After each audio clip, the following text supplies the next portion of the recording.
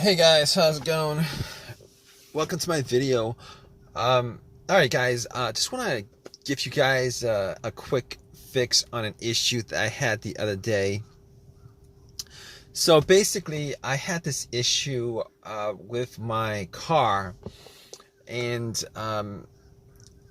this came out of nowhere. Actually, the car was like driving fine for most of the day, and went to a McDonald's to get something to eat. Came out about 30 minutes later, got into my car, and tried to start it, and it was not starting at all. There was no crank. There was no.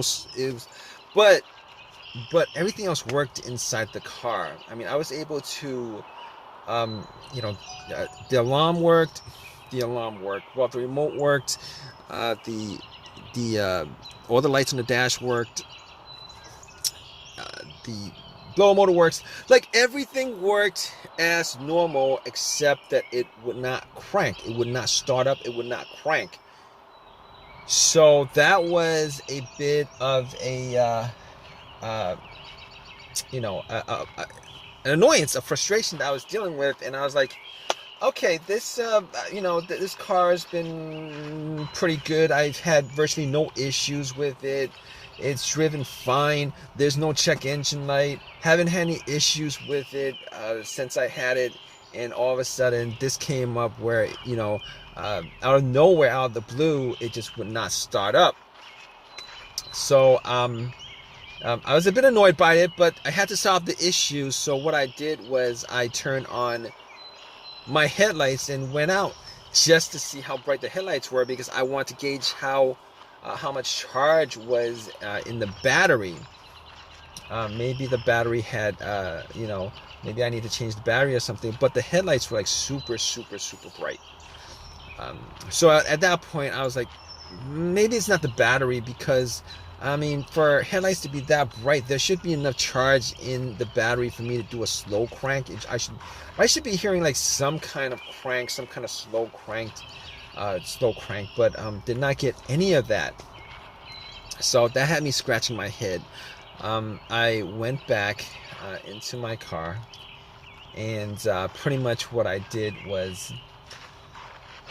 um, I was thinking that it could possibly be the brake switch. So what I did was, I have this little. It's called like, it's called a brake lock, where it locks the brake, but it's like for security reason. But I used that to push the brakes, and then went out to see whether the brake lights were working, and the brake lights were working just fine. So I knew that it wasn't the brake switch that was the issue, which I kind of thought it was, but it wasn't. So after that, what I did was, I checked the battery, just to make sure, whether, the terminals were good, clean, etc., etc. Now, what I did notice that was that the terminals were a little bit corroded. There was some white bluish stuff on there. So I had my Coke that I got from McDonald's, poured the Coke on the terminals, and had some napkins to clean it up. Now, the terminals were not super super tight. They were tight enough that I don't think that was the issue with it. So it was tight enough. I took the terminals off, poured some Coke on it, cleaned it with napkins, popped it back in, and for sure I thought that would actually fix the issue. Try to start it, it would not crank. Same situation, would not crank, would not start. So outside of that, I was like, okay, let's check the ground wire. The main ground wire, if you guys don't know, is the negative cable. Normally it hooks up to the frame of the car. So I was looking at the ground wire just to see whether there was any kind of just to see whether it was corroded, disconnected, rusted, or anything like that. There was a little bit of rust, but nothing that I thought would affect the electricity going to the battery to the car. So I was able to rule out that. So at that point, I was like, let me rule out the battery completely, because I'm not wasn't 100% sure whether it was the batteries that was the problem. So I had somebody help me out with a jump. Had the cables on there for a good couple minutes, maybe like a minute, and then try to crank it. Normally, um, it should crank at least a little, with it hooked up, and it did not crank at all. So because it didn't crank at all, I knew 100% that it was in the battery. At that point, I ruled out the battery, the ground wire, and I also ruled out the alternator being the issue.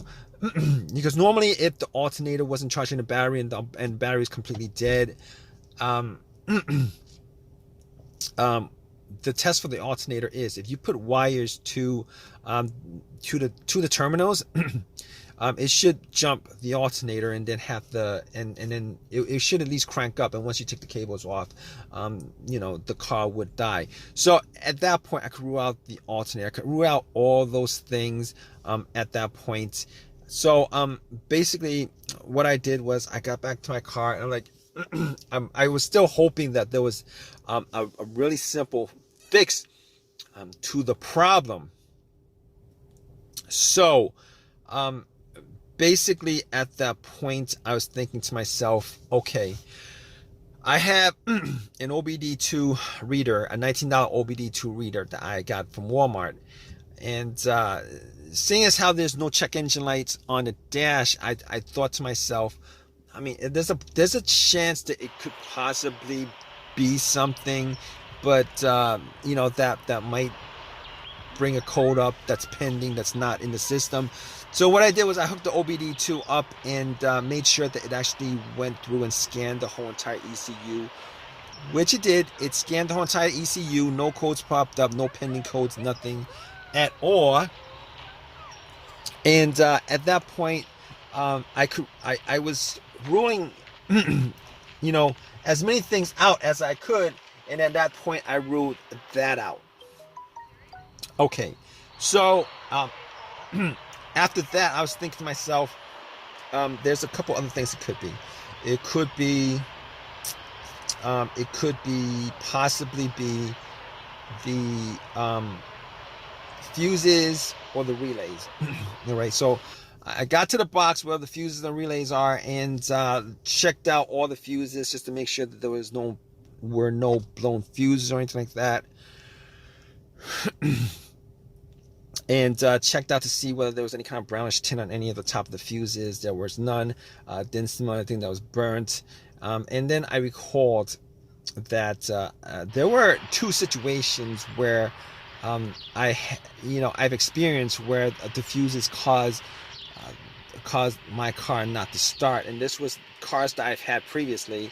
One of those situations was, the car that I had, there was no power at all to the car, nothing was on, etc., etc. And in that situation, it turned out to be the main fuse that was blown. It was the main fuse that was blown.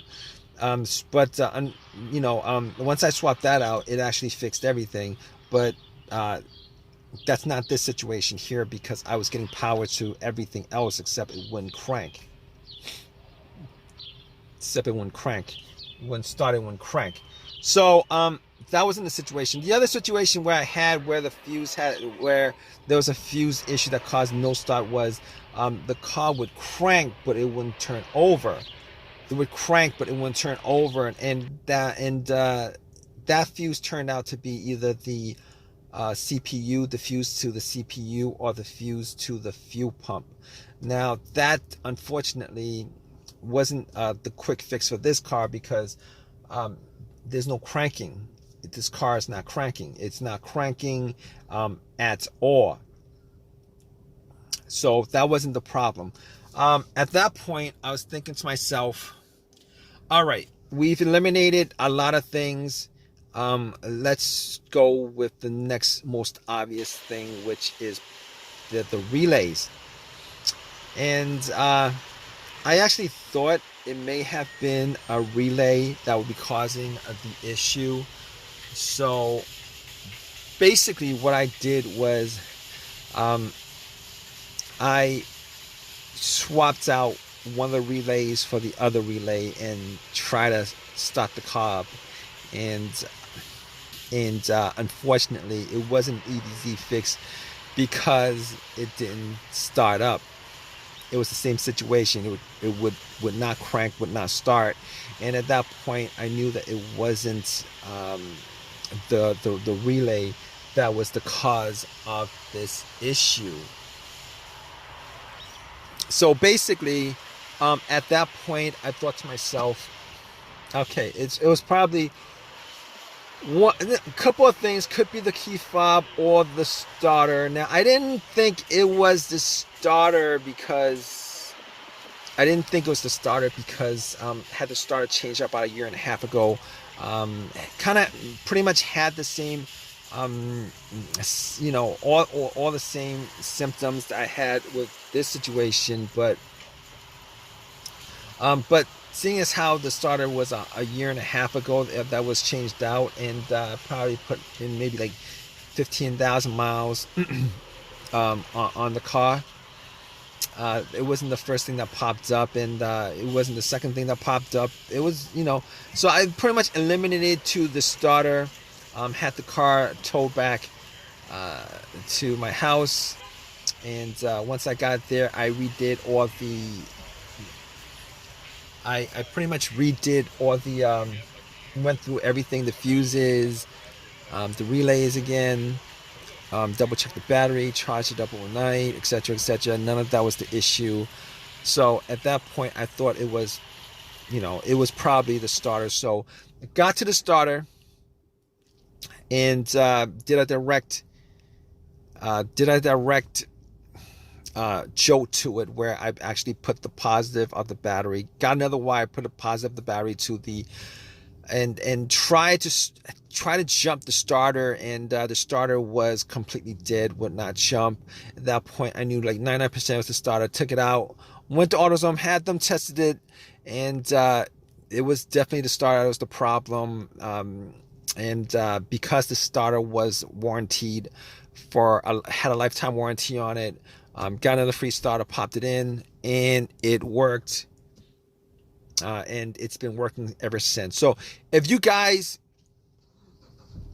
are stuck in this situation where you guys are looking for a fix for it, there's a good chance that probably one of the things that I went through in this video could possibly fix your situation. Hopefully it's not the starter where you're stranded until you get the starter changed up. Anyway, if this has helped you guys out anyway, please leave give me a positive feedback. Please subscribe. Please comment if you guys have any comment on this video. All right, guys, take care.